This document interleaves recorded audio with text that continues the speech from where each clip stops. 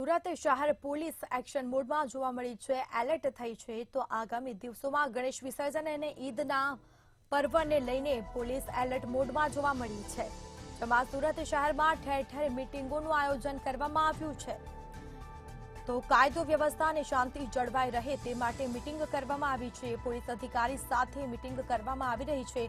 શાંતિ સમિતિના સભ્યો સાથે બેઠકો યોજાઈ હતી।